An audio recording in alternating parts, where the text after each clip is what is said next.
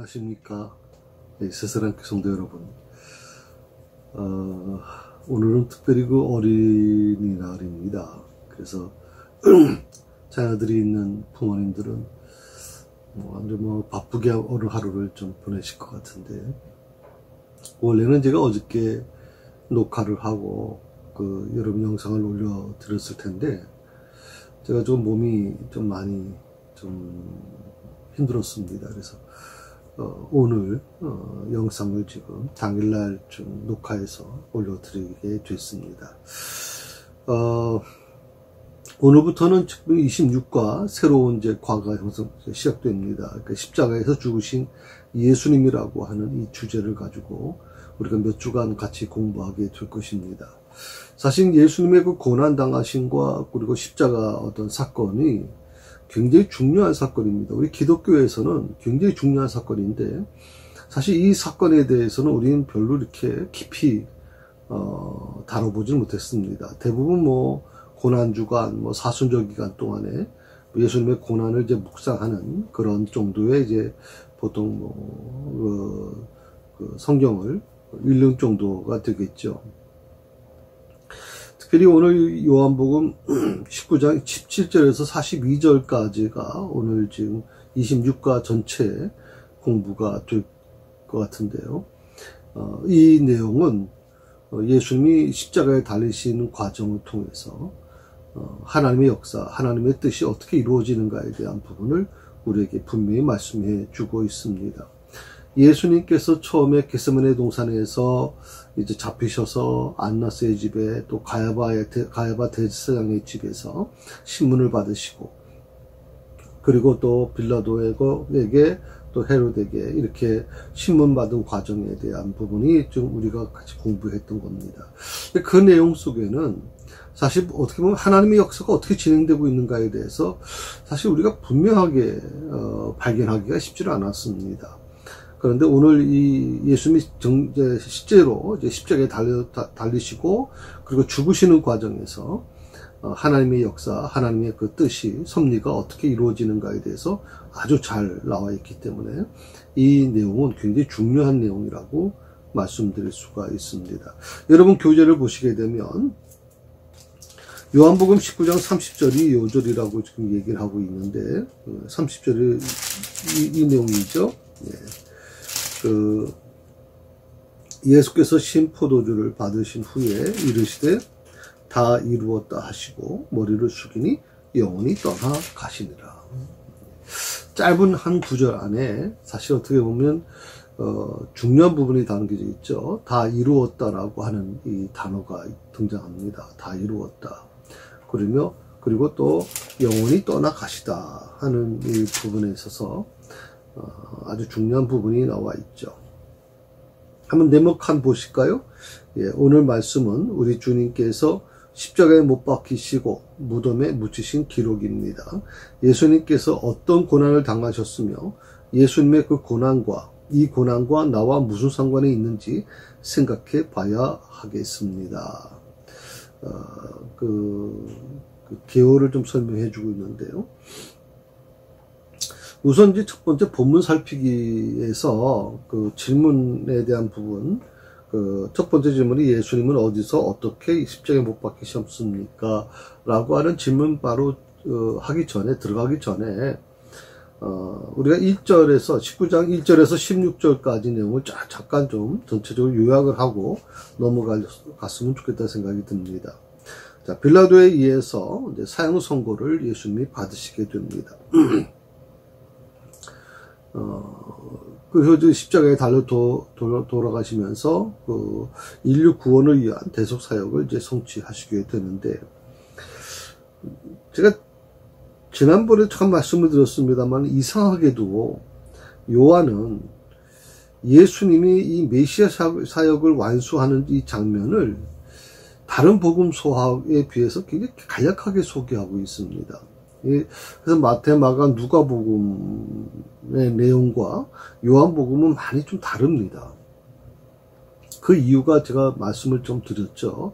마태, 마가, 누가는 이제 자기 입장에서 사실을 기록하려고 했던 것이고, 요한은 이제 그 말씀을 그 사실적인 그 내용을 가지고 재해석하는 설교적인 그런 형태를 띠기 때문에 조금 다르다고 제가 말씀을 드렸습니다. 그래서 사실 마태, 마가, 누가복음에는 자세히 나왔던 내용들이 요한복음에는 생략되어 있는 경우가 많이 있고요. 또 마태, 마가, 누가복음에서는 취급하지 않는 부분들을 요한은 그것을 취급함으로 인해서 좀 어떻게 보면 굉장히 좀 다른 시각을 갖게 될 때가 있습니다. 특별히 그 마태복음 27장에서 27절에서 56절까지, 또 마가복음 15장 16절에서 41절, 누가복음 23장 26절에서 49절, 평균적으로 한 25절 정도를 지금 예수님의 그 어떤 그런 고난에 관련된 이 부분을 자세히 설명해 주고 있거든요. 25절. 그런데 요한복음에는 그런 내용이, 비슷한 내용이 13절밖에 기록되어 있지 않습니다. 그래서 굉장히 짧은 구절이거든요. 그래서 25절하고 13절, 거의 뭐라 그럴까요? 두 배 차이 난다 그러나요?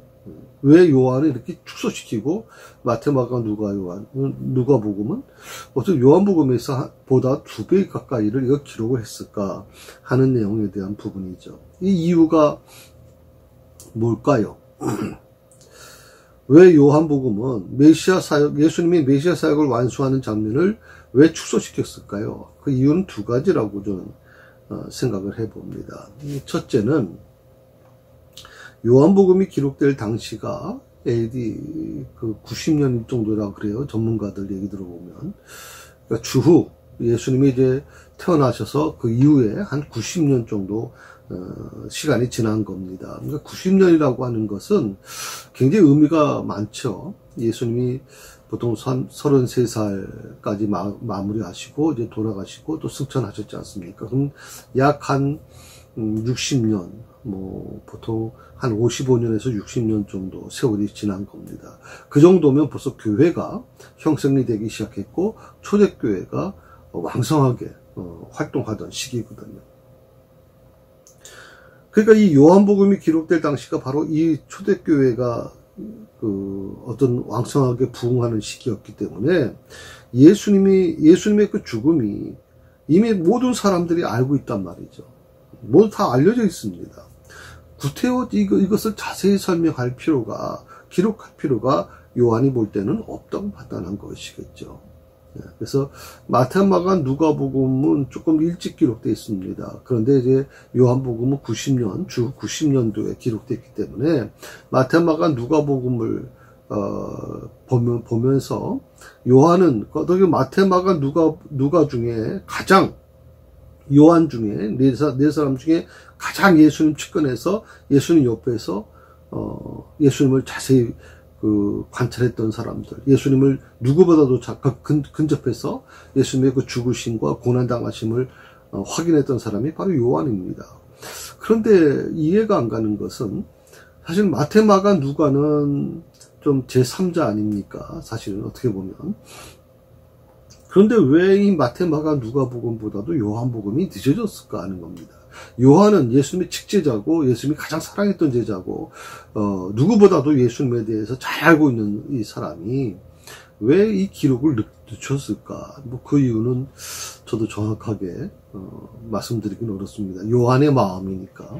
다만 요한이 아마 마태, 마가, 누가복음을 좀 보고 미흡하다는 부분이 아마 있었을 거라고 생각이 듭니다. 그래서 그런 부분을 좀 자세히 설명해 주는데 이미 요한이 이 복음서를 기록할 때는 이미 마태, 마가, 누가복음을 통해서도 그렇고 예수님의 죽음이 이미 그 시대에 많이 알려져 있었단 말이죠. 그래서 구태여 그런 자세한 내용을 요한이 그걸 기록할 이유가 없었다고 지금 얘기하는 것이고요. 둘째는 뭐냐면 예수님의 죽음 이후의 사건, 부활하심에 대한 부분인데 그곳에, 그러니까 예수님의 죽음 이후의 사건에 대해서 보다 좀 집중하려고 하는 것이 아니겠는가 하는 겁니다. 그래서 20장, 21장에 요한은 집중합니다. 굉장히 많은 양을 할애하고 그것에 관심을 두고 있거든요. 그러니까 예수님의 고난에 관련된 것은 어차피 마태, 마가, 복음에서 이미 기록되어 있는 거니까 구태여 이 요한은 그것에 대해서는 깊이 들어가려고 하진 않아요. 다만 이제 부활하심에 대한 죽음 이후의 사건에 대해서는 굉장히 요한복음이 아주 자세히 기록되어 있다는 것을 말씀을 드릴 수 있겠고요. 또 오늘 요한복음의 그 저술 목적이 기록한 목적이 뭐냐면 예수님이 하나님의 아들이시다 하는 것이죠. 예수님이 하나님의 아들이시다. 그리고 그분은 바로 생명의 주인이시다. 생명의 주시다라고 하는 것을 강조하기 위해서 그렇게 오늘 그 부활 사건에도 집중한 것이 아니냐라고 하는 겁니다. 요한복음 20장 31절에 보게 되면 이런 말씀이 있습니다. 오직 이것을 기록함은 너희로 예수께서 하나님의 아들 그리스도이심을 믿게 하려 하며 또 그로 믿고 그 이름을 힘입어 생명을 얻게 하려 함이라. 이 기록 목적이 여기서 나와 있지 않습니까? 하나님의 아들 그리스도임을 믿게 하는 것이다. 그리고 생명을 얻게 하려는 것이다. 그래서 이것이 바로 요한이 추구하고 있는 예수님에 대한 관점입니다. 그래서 마태, 마가, 누가복음과는 조금 다른 관점에서 예수님의 고난을 보고 있다 말씀드릴 수 있습니다.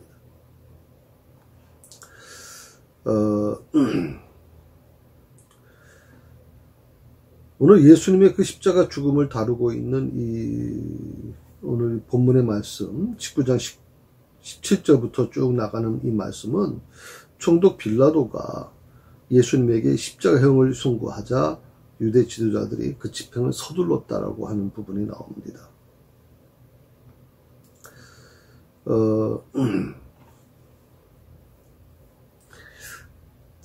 어떤 빌라도는 예수님을 이제 뭐 십자가에 못 박히도록 그렇게 결정하지 않았습니까? 그러나 예수님의 죽음에는 개입하고 싶지 않은 겁니다. 그래서 빌라도는 예수님의 죽음에 대한 부분에는 참여하지 않습니다. 그래서 백부장과 병사들을 보내서 유대 종교 지도자로 하여금 예수님의 처형을 주관하도록 그렇게 조치했다라고 하는 겁니다. 아마 빌라도의 마음속에 여러 가지 좀 거꾸로웠던 면이 있지 않았을까 생각이 들고요. 예수님의 그 죽음을 어쩔 수 본인은 그렇게 생각했겠죠. 가이사의 적이 되겠냐라고 하는 이 물음 앞에 이 빌라도가 결국에는 무너지지 않습니까? 모든 그 멘탈이 무너지죠. 이 무너지는 그 빌라도 입장에서는 뭔가 좀 꺼리끼는 겁니다. 예수님의 죽음에 대한 부분이 저 사람이 뭐 죄를 져서 사형 선고를 내렸다면 문제가 없는데 본인이 볼 때는 죄를 진 게 아무것도 없는데 그런데 유대 종교자들과 유대인들의 막 압력에 의해서 결국에는 어쩔 수 없이 지금 사형 선고를 내리지만 마음은 좀 껄끄럽단 말이죠. 그래서 본인은 거기에 참여하지는 않으려고 하는 것이죠. 그래서 그 모든 주관을 유대 종교 지도자들로 하여금 주관하게 만든다 하는 것이죠. 그 유대 종교 지도자들은 자신의 어떤 그 주장이 성공했다는 것을 이제 알고 나서 문제는 뭐냐면 다음 날이 6월절입니다. 또 안식일이란 말이죠. 그 6월절과 안식일에는 사람을 죽이는 일이 일어나서는 안 되기 때문에 그 전에 사형 집행을 신속히 처리해 나가는 과정을 보게 되는 것이죠. 재미있는 것은 율법의 그 문자적 규정을 충실하기 위해서 애쓰던 이 유대 종교 지도자들과 또 뭐 관련자들이 오히려 율법을 완성하기 위해서 이 세상에 오신 메시아이신 예수님을 십자가에 못 박아 죽인단 말이죠. 자신들이 율법에 충성하겠다. 율법을 문자적으로 지금 지키는 사람들 아닙니까? 그런데 그 율법을 완성시키려고 오신 예수님을 메시아이신 예수님을 십자가에 못 박아 죽인다. 그러면서도 눈도 깜짝하지 않는 이 놀라운 가증함을 보여주고 있는 겁니다. 우리가 신앙생활을 하면서 말입니다. 누구나 다 신앙생활 잘 열심히 하겠다고 그럼 교회에서 분란이 일어나고 갈등이 일어나고 막 성도들끼리 목사와 장로들끼리 막 이렇게 다툼이 일어나는 이유가 뭡니까? 서로 뭐 관심이 없으면 싸움도 일어나지 않습니다. 근데 서로도 잘 믿겠다고 하는 거 아닙니까? 내 식대로 본인이 원하는 대로 나는 하나님 앞에 최선을 다하고 있다고 생각하는 사람들이 결국에는 부딪히고 싸우는 거란 말이죠. 그리고 서로 미워하고 상대방에게 칼을 들이대는 거 아닙니까? 자, 이런 부분을 보면 우리가 신앙생활을 어떻게 해야 되는가를 좀 말씀을 통해서 2000년에 기록되어 있지만 이 말씀을 통해서 많은 것을 배우게 돼요. 특히 이 유대 종교 지도자들의 그 모습, 대제사장들과 그리고 또 바리새인 또 뭐 사두개인들 이런 종교 지도자들의 그 모습을 통해서 우리가 우리 자신의 모습을 좀 많이 봐야 될 것 같습니다. 그들의 모습 속에서 내 모습이 어떤 모습이 있는지 그것을 한번 봐야 되지 않겠습니까? 지금 조금 전에 말씀드린 것처럼 그들 모두가 다 이 율법에 대해서 열심히 했던 사람들이란 말이죠. 말씀대로 살겠다고 했던 사람들이란 말이죠. 그런 사람들이 오히려 말씀을 완성시키기 위해서, 율법을 완성시키기 위해서 오신 메시아이신 예수님을 잡아 죽이는, 그걸 정당화시키는 그들의 모습 속에서 우리가 우리 자신을 한번 돌아보면서 나는 이 교회에서 어떤 역할을 하고 있는가? 나는 정말 하나님의 영광을 드러내는 삶을 살고 있는가? 아니면 주의 영광 가리는 삶을 살고 있는가? 한번 우리 자신을 돌아봤으면 좋겠습니다. 자, 이제 교재로 돌아와 봅시다. 1번 질문입니다. 예수님은 어디서 어떻게 십자가에 못 박히셨습니까? 17절, 18절에 있는 말씀이거든요. 우리 한번 같이 읽도록 하십시다. 그들이 예수를 맡음에 예수께서 자기 십자가를 지시고 해골, 히브리 말로 골고다이라 하는 곳에 나가시니 그들이 거기서 예수를 십자가에 못 박을새 다른 두 사람도 그와 함께 좌우편에 못 박으니 예수는 가운데 있더라. 사실 어떻게 보면 17절에서 우리가 지금 내용을 보면 37절 그 크게 두 단락이 있죠. 그래서 38절부터는 이제 새 무덤에 예수를 두다라고 해서 예수님 무덤에 이제 계시는 시간이고요. 37절까지가 예수님이 그 십자가에 처형되시는 장면이 기록되어 있습니다. 그런데 그게 제가 볼 때 한 20절 정도 되는 것 같아요. 그 17절부터 37절까지 내용이 한 20절 정도 되는데, 그런데 요한은 이 20절 가까이 되는 이 예수님의 그 십자가 처형 장면을 단 한 절에 담고 있어요. 몇 절일까요? 자, 한번 여러분들 한번 찾아보시겠어요? 몇 절이 이 20절 가까이 되는 예수님의 그 처형 장면을 한 절로 요약한 게 있습니다. 몇 절일까요? 예, 17절입니다. 17절. 그들이 예수를 맡으며 예수께서 자기 십자가를 지시고 해골, 히브리 말로 골고다이라 하는 곳에 나가시니. 요한은 이 17절 짧은 이 한 구절 안에 그동안 일어났던 모든 일들, 다시 말하면 고난의 길, 예수님께서 갈보리를 향해 가는 이 고난의 길에 대한 비아돌로사라고 보통 얘기합니다만 약 1시간 길이죠. 그 길에서 있었던 모든 사건들을 다 한 절에 다 요약해 놓고 있는 겁니다. 그래서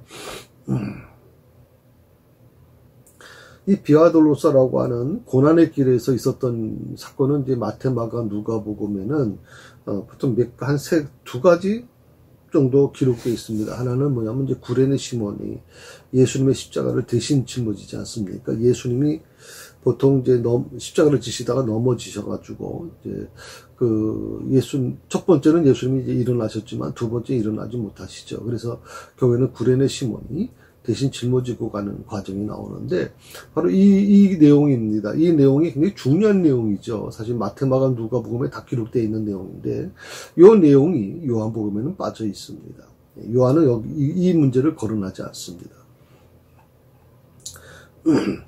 사실 마가복음 같은 경우는 좀 더 구체적으로 구레네 시몬이 어떤 사람이냐, 그러니까 루포의 알렉산더의 아버지다라고까지 설명해주는 아주 자세한 설명까지 해주고 있지 않습니까?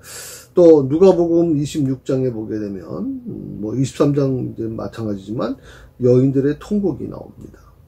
예수님이 골고다 언덕 올라가는 과정에서 정말 예수님의 그 모습을 보면서 여인들이 막 통곡을 하죠. 이스라엘 여인들의 그 통곡은요, 우리하고는 좀 다릅니다.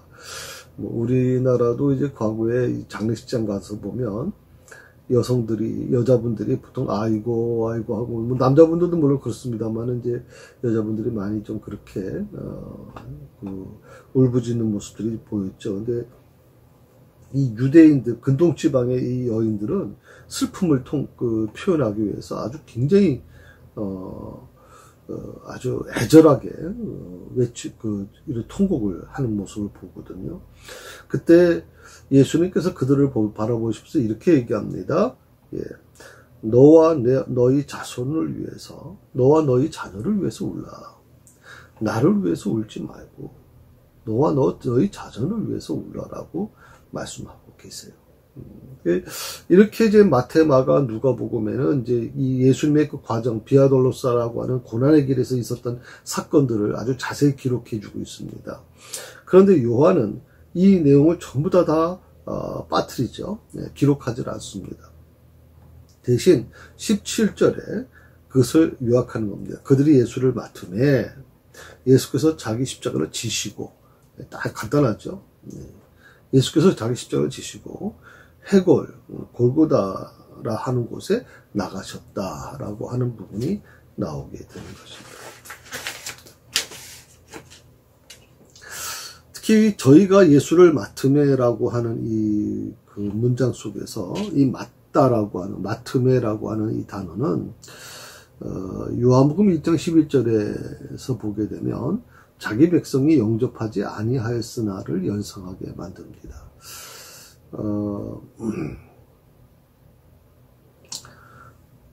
참 성경 말씀을 같이 연결시키다 보면요, 참 마치 구슬이 꿰주는 같이 연결되는 것처럼, 목걸이 하게 되면 여러 구슬이 이제 같이 꿰지지 않습니까? 같이 연결되죠. 그러니까 자기 백성이 영접하지 아니한, 그런데 그들이 예수를 맡았다는 겁니다.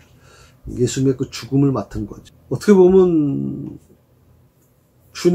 요한이 볼 때는 주님이 이 땅에 오셨을 때 영접하지 않았던 그 유대인들이 이제는 예수님의 생애 마지막에서도 예수님을 죽이기 위해서 예수님의 죽음을 받아들이는 이 표현, 모습을 이제 묘사하고 있죠. 그래서 유대인들의 죄악을 부각시키고 있습니다. 유대인들이 얼마나 큰 죄를 짓고 있는지, 예수님이 이 땅에 오셨을 때도 영접하지 않았던 이 유대인들이 이제 예수님이 마지막 죽음을 앞에 두고 있는 상황에서도 예수님을 죽이기 위해서 그렇게 그 일을 유대인들이 맡았다라고 하는 것. 그래서 유대인들이 뭐라고 얘기했습니까? 그 피를 나와 내 후손에게 돌리라고 얘기하지 않습니까? 저는 그 장면을 보면 아주 마음에 막 저려오거든요. 두려움이 생긴단 말이죠. 그 말이 무슨 무엇을 의미하는지를 그들이 과연 알고 얘기했을까 하는 것이거든요. 나와 내 후손에게 이 말이 얼마나 무서운 말인지를 모르고 얘기했겠죠. 사실은 그들은. 그 결과 어떻게 됐습니까? 이스라엘이라는 나라 자체가 없어집니다. 나라 없는 서름으로 2000년 동안 그들이 전 세계에 흩어져 있지 않습니까? 그리고 결과적으로 아돌프 히틀러를 중심으로 독일에서 약 한 600만 명이 죽는 참 비극이 일어나지 않습니까? 요한은 어떻게 보면 이 유대인의 죄악을 부과시키기 위해서 바로 이 부분을 말씀하고 있는 거죠. 저희가 예수를 맡았다. 우리가 신앙생활을 해 나가는 데도 마찬가지입니다. 어떤 일을 맡는 것도 물론 중요합니다만 그 일을 맡을 때 그 일을 맡는 것이 과연 주님의 그 선한 사역을, 선한 역사를 위해서 맡는 것이냐, 아니면 주님을 대적하는 입장에 서는 것이냐라고 하는 것을 우리가 항상 염두에 두어야 되는 것이죠. 17절 그 다음에 뭐라 나왔습니까? 예수께서 자기 십자가를 지시고, 제가 조금 전에 말씀드렸지만 바로 이 요한은 이 17절에서 20절 전체 예수님의 그 고난의 과정을 한 절로 요약했다 그랬습니다. 그게 바로 17절이라고 말씀드리지 않았습니까? 예수께서 자기 십자가를 지시고, 이 지셨다라고 하는 동사, 굉장히 중요한 동사입니다. 지셨다.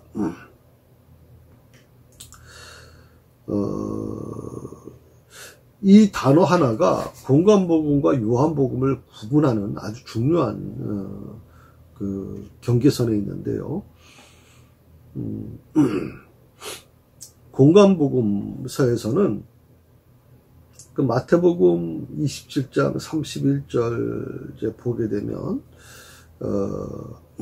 십자가에 못 박으려고 끌고 가니라. 또 마가복음 15장에도 끌고 가니라.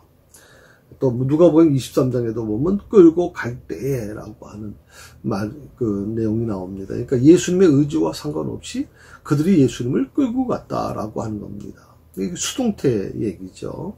끌고 가는 겁니다. 그런데 공관복음서에서는 바로 그런 수동태의 의미를 가지고 이제 기록을 했습니다. 끌고 갔다라고 하는 표현으로 쓴 건데, 요한복음에서는 전혀 다르게 쓰고 있습니다. 이게 지셨다라고 하는 말, 십자가를 지시고라고 하는 말 속에는, 요한이 이 동사를 쓴 이유는 뭐냐면, 능동태로 기록하고 있거든요. 지셨다라고 하는 것은 어떤 수동적인 형태가 아니죠. 이것은 능동적인 그런 어떤 묘사하는 단어입니다. 뭐 누구에 의해서가 아니라, 뭐 아마 그건 어떤 마태, 마가, 누가복음에서 봤던 것처럼 병사들이 예수님을 이제 끌고 가는 것이 일반적인 어떤 상식적으로 생각할 수 있을 겁니다. 그런데 요한이 볼 때는 그게 아니다. 예수님은 스스로 십자가를 지셨다라고 하는 것을 강조하고 있는 것이죠. 그래서 어떻게 보면 예수님께서 원하시기만 한다면 겟세마네 동산에서 제자들에게 하신 말씀도 마찬가지고요. 내가 원하기만 하면, 내가 아버지께 간구만 하면, 기도만 한마디 하면 저 하늘에 어마어마한 하나님의 그 천군 천사들이 나를 도우러 올 수 있다라고 얘기하지 않습니까? 그러니까 예수님이 지금 사람들의 눈에 볼 때에는 병사들에 의해서 끌려가는 모습인 것 같지만 아니다라는 거죠. 요한은 예수님은 스스로 선택한 길을 걸어가시는 거다라고 하는 것입니다. 그래서 요한복음서에는 이 마태, 마가, 누가복음서에 기록되어 있는, 조금 전에 제가 말씀을 드렸죠. 구레네 시몬의 예수님의 십자가를 대신 지닌 사실이 생략되어 있는 것이죠. 사실 그래서 우리가 성경을 읽으면서 바로 이런 묘미가 굉장히 참 재미를 주고 감동을 주는 겁니다. 마태, 마가, 누가, 요한이 다 같이 공관복음이라고 그러는데 왜 요한만 다를까? 왜 요한은 이렇게 표현했을까? 그래서 성경은 연구하면 연구할수록 더 신비로운 책이라고 저는 생각이 들거든요. 굉장히 깊은 의미를 갖고 있을 수밖에 없는 책입니다. 다시 말하면 예수님의 십자가 사건을 두고 마태, 마가, 누가와 요한의 관점이 약간의 좀 차이가 있다는 것을 우리에게 알려주고 있는 거죠. 마태, 마가, 누가복음은 보고 들은 것들을 가지고 기록했다면 요한복음은 아마 어떤 그런 사실적인 의미를 설명하기보다는 그것이 오늘 나에게 어떤 영향을 주고 있는 것이냐라고 하는 어떤 해석적인 부분, 설교적인 부분이 더 강화되어 있는 그런 책이라고 볼 수가 있습니다. 또 그 17절에서 그 해골이라고 하는 히브리 말로는 골고다다. 우리가 좀 골고다 언덕이라고 이렇게 표현하는 것은 히브리어로 표현한 겁니다. 원래 성경이 기록된 헬라어는 해골이라고 하는 말로 쓰여지는 것입니다. 그러니까 아마 어떻게 보면 우리가 이 골고다라고 하는 말이 더 익숙해진 이유 중에 하나는 뭐냐면 해골이라고 하는 것은 조금 거북하죠. 예.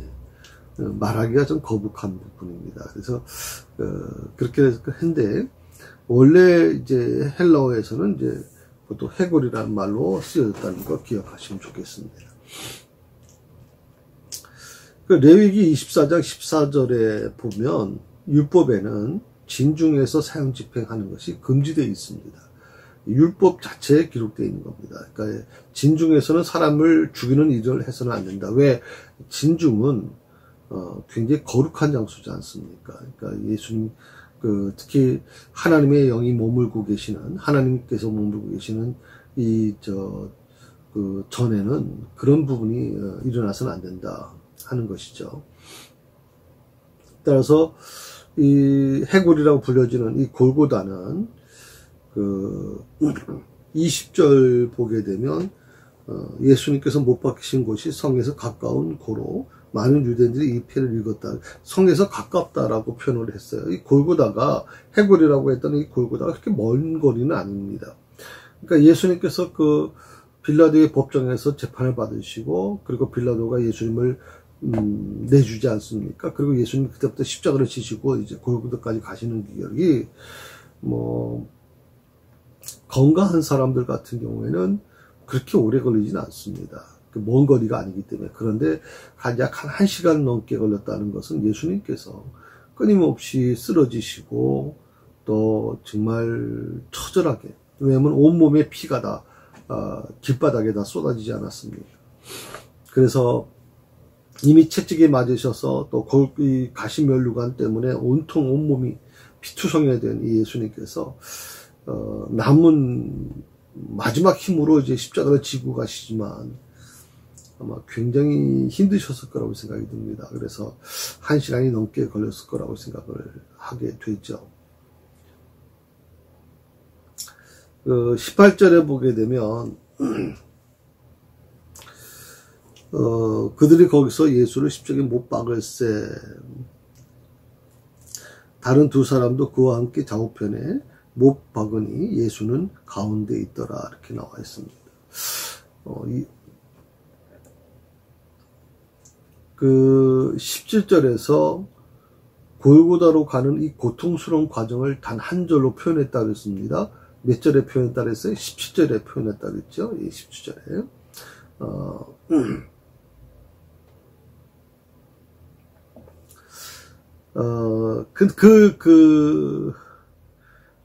이 17절에 예수께서 자기 십자가를 지시고 해골이라는 곳으로 나가셨다라고 하는 이 한 문장으로 표현했는데, 요한은 그 한 걸음 더 나가서 18절에서는 십자가의 형벌을 받으시는 예수님을 역시 한마디로 표현합니다. 그게 바로 18절인데, 그들이 거기서 예수를 십자가에 못 박을세.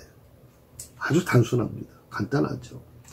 제가 아까도 말씀드렸지만, 이미 예수님에 대한 부분이 초대 90년도에 주 90년도에 기록되어 있기 때문에 초대교회 성도들이 이 부분에 대해서는 너무 잘 알고 있기 때문에 구테여 요한은 그 자세한 내용을 설명하려고 하지는 않았다고 말씀드렸습니다. 그래서 그들이 거기서 예수를 십자가에 못 박을세 한마디 말로 다 모든 것이 설명될 수 있다고 생각을 하는 것이죠.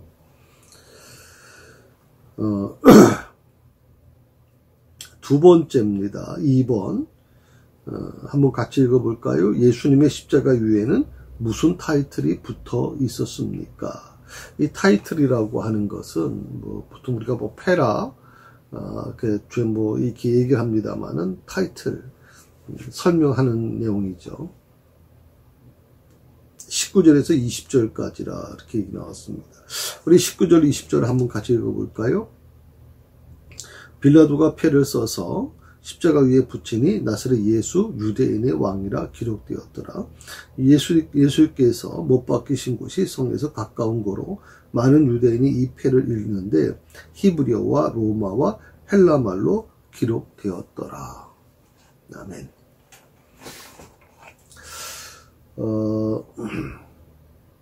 19절에서 빌라도가 패를 써서 십자가에 붙였다. 그건 아마 예수님만이 아닐 겁니다. 저도 십자가형을 받는, 이 십자가형은 굉장히 보통 사형제도 중에서 가장 극심한 고통을 주기 때문에 극악무도한 사람들만 이 십자가에 못 박게 됩니다. 대부분 이제 역모를 일으킨 사람들, 또 심각한 사람을 죽인 살인 사건에 연루된 자들, 이런 사람들이 주로 이제 십자가형을 받게 되는데, 이 빌라도가 패를 써서 십자가 위에 붙였다라고 하는 말 속에는 아마 그런 부분이 있겠죠. 십자가를 보는 사람으로 하여금 경각심을 갖게 하기 위해서 어떤 죄의 명을 부착시키는 경우가 많습니다. 그래서 보통 사람들 같으면 사람을 죽인 자, 아니면 반란자, 또 여러 가지 이제 의미가 있을 수 있겠죠. 근데 오늘 요한은 빌라도가 패를 써서 이렇게 나오고 있거든요. 빌라도가 패를 썼다. 아니, 사형 당하는 사람들, 사람들 그 패를 빌라도가 직접 써줄 리는 없죠. 근데 빌라도가 썼다라고 오늘 이 요한은 분명히 얘기하고 있습니다. 그만큼 예수님에 대한 부분이 빌라도에게 굉장히 큰 의미를 주고 있다고 생각을 하는 거죠. 빌라도가 이 패를 부착시킨 이유가 뭐냐? 두 가지가 이유가 있을 겁니다. 첫 번째는 자신의 뜻을 따르지 않았던 유대인들을 경멸하는 겁니다.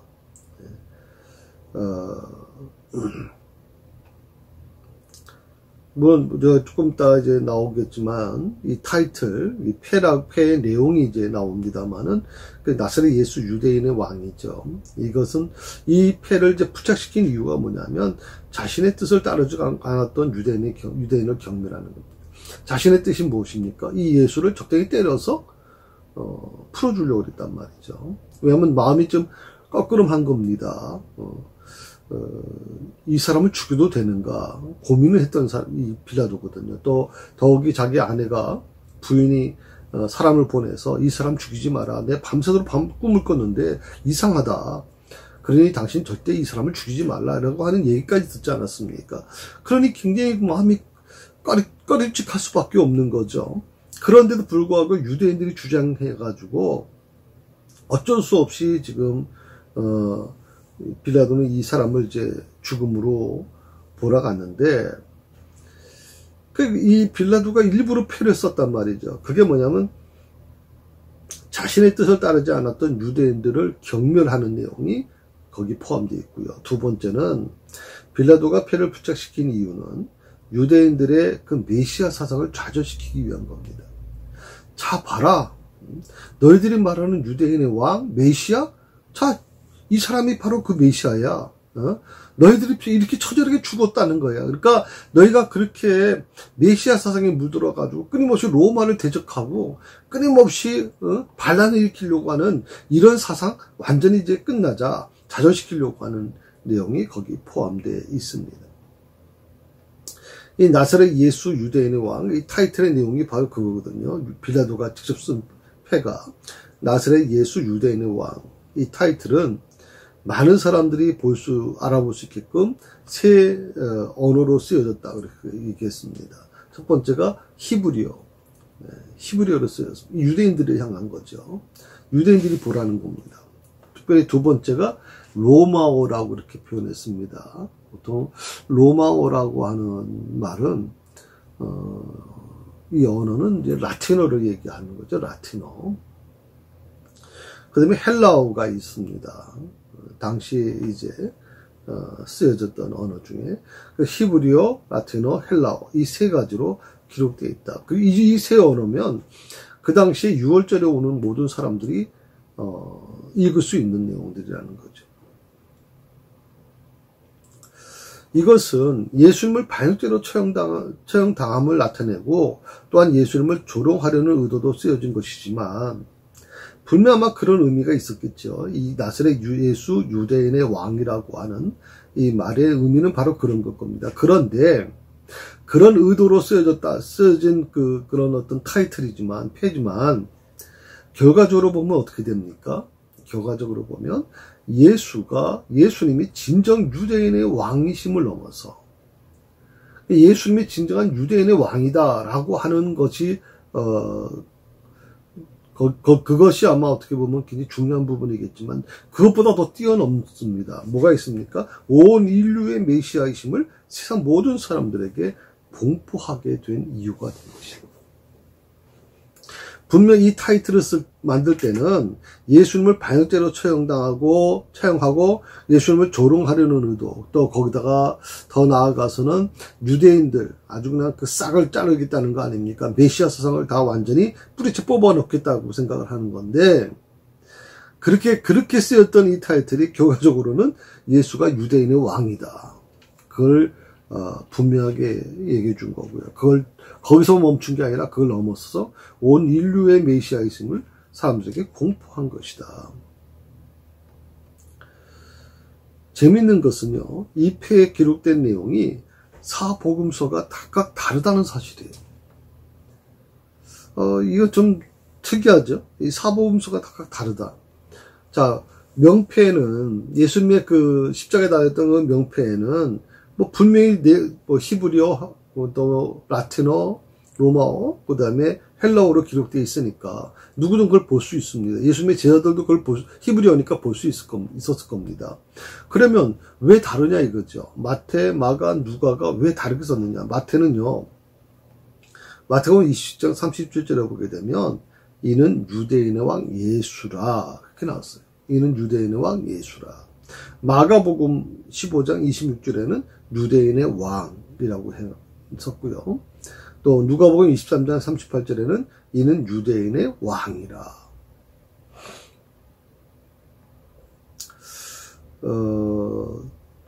조금씩 다르죠. 이는 유대인의 왕이라, 이는 유대인의 왕 예수라, 유대인의 왕. 요한복음서보다는 이 패의 내용이 짧은 것이 공통적인 특징입니다. 그 공통적인 것이 뭐냐면 유대인의 왕이라는 겁니다.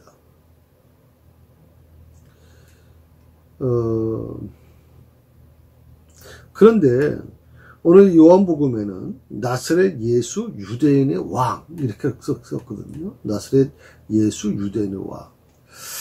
그런데 이 사복음서 중에 가장 정확한 기록이 뭐냐? 마태는 이는 유대인의 왕 예수라, 마가는 유대인의 왕이다, 누가는 이는 유대인의 왕이라 이렇게 기록되어 있는데, 요한복음 19장 21절을 보게 되면 아마 이 내용이 유대인의 내용은 그거죠. 유대인의 대제사장들이 빌라도에게 이르되 유대인의 왕이라 쓰지 말고 자칭 유대인의 왕이라고 쓰라 라고 시비를 건 거 보면 요한복음서가 굉장히 더 정확할 수 있다 생각을 합니다. 왜냐하면 요한은 그 근처 가까운 곳에서 그걸 봤기 때문에 아마 나사렛 예수 유대인의 왕, 이것이 아마 가장 정확한 타이틀이라고 생각할 수 있겠죠.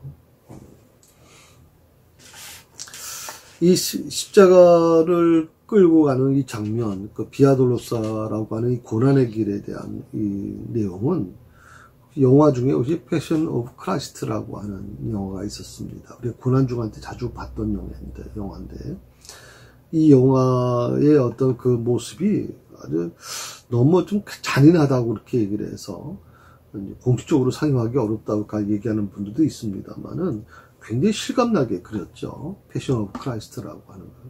예수님이 그 십자가에 매를 맞는 과정도 그렇고, 또 가시관을 쓰시는 과정도 그렇고, 예수님이 주먹을 얻어맞아서 얼굴이 완전히 망치창이가 된 모습이나, 또 예수님이 십자가에 달려 돌아가시는 그 과정, 비아돌로사의 과정이 아주 처절하게 나타나 있습니다. 그 진짜 유대인의 왕.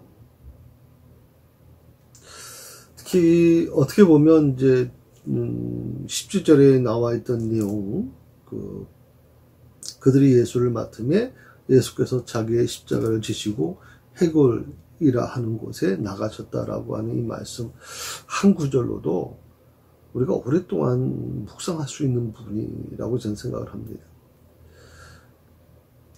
왕이신 예수님이 사형틀을 직접 끌고 가십니다. 온몸은 상처투성입니다. 머리에는 가시면류관 자국이 선명합니다.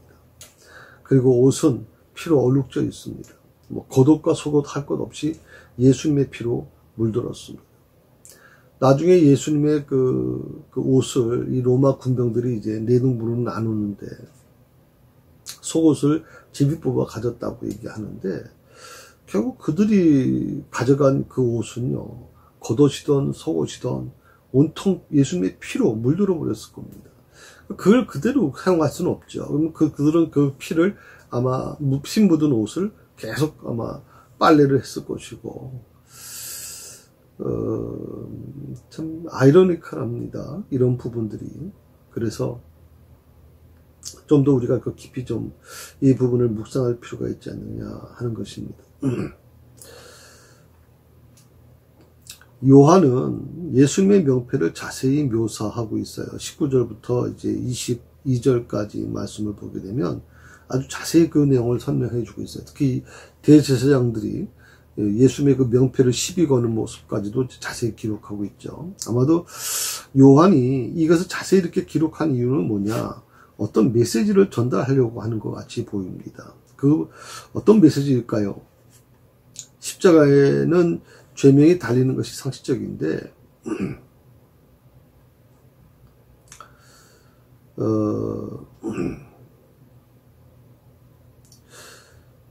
그런데 요한이 보기에는 예수님의 명패, 예수님의 그 죄명이 뭔가 좀 이상한 점이 있다고 생각하는 겁니다. 그러니까 보통 사람들이 이 명패를 죄명이 달려있는 이 명패를 바라보면서, 아, 이 사람이 못되게 죽었구나, 라고 이제, 그래서 그 죄를 이제, 다시, 좀 생각해 보게끔 만드는 것인데, 요한이 보기에 예수님의 명패는 뭔가 좀 이상한 점이 있었어요. 왜냐하면 일반적인 죄명과는 너무 다른 거죠.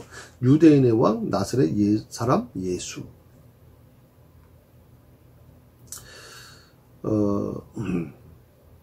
나사렛 사람 예수, 유대인의 왕. 이것은 죄명이라고 하기에는 너무 이치가 안 맞는 거거든요. 나사렛 예수, 유대인의 왕, 나사렛 예수. 이 표현을 어떻게 우리가 받아들일 것이냐. 이 예수님의 위에 달려있던 그 명패를 바라보는 사람들은, 나사렛 사람 예수, 유대인의 왕이다라고 표현했을 때, 그걸 바라볼 때 어떻게 바라봤을까요? 이 사람이 이것 때문에 죽었는가? 아니, 살인한 것도 아니고, 그렇다고 해서 또 반란을 일으킨 것도 아니고. 근데 유대인의 왕, 나사렛 사람 예수라고 할 때, 이 명패를 바라봤던 사람들은 어떤 마음을 가졌을까 하는 것이. 대체 이것이 뭐가 잘못돼서 이렇게 처절하게 십자가에 죽으셔야만 했을까?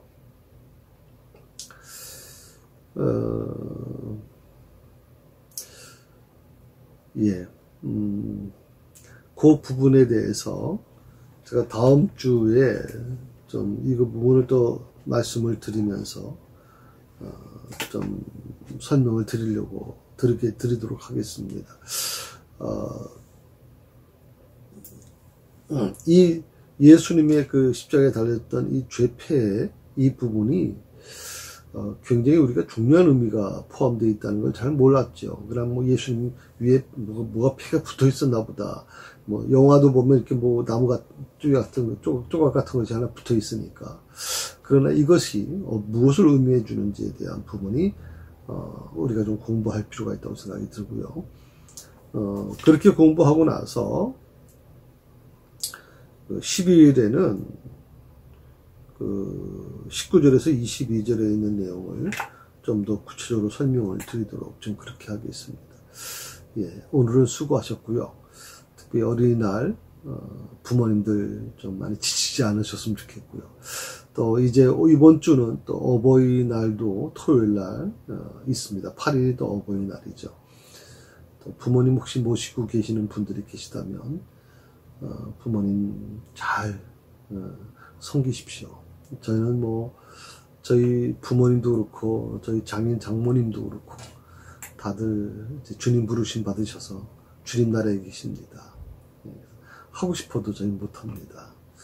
여러분 육신의 부모님을 모시고 계시는 분이 계시면 잘 좀 대접도 해드리셨으면 좋겠고 마음을 편하게 해드렸으면 좋겠습니다. 근심이 없게 하는 게 제일 중요하겠죠. 마음을 편하게 해드리는 모습이 굉장히 중요할 것입니다.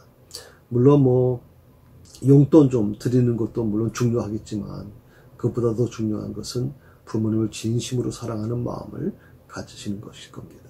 예, 이번 주에 뵙겠습니다. 오늘도 승리하시고, 저도 이 아침 저녁 기온차가 워낙 심하고 제가 또 금요일부터 계속 쉬지 않고 화요일까지 막 오면서 몸이 부담이 된 것 같아요. 무리가 된 것 같아요. 그래서 조금 몸이 좀 많이 다운되고 힘들었던, 굉장히 힘들었는데, 여러분들도 좀 이 아침 저녁 기온에 좀 조심하시고, 특별히 면역에 관련된 것들도 좀 드시면서 건강 회복하셨으면 좋겠습니다. 예, 기도하십시다.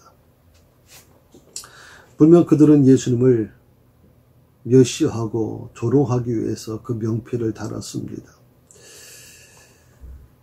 유대인의 왕이라고 하는 이 명패는 오히려 그들의 생각과는 다르게 그 명패를 바라봤던 모든 사람들은 진정한 구원자로 오신, 진정한 메시아로 오신 예수님의 모습을 보게 됐을 것입니다.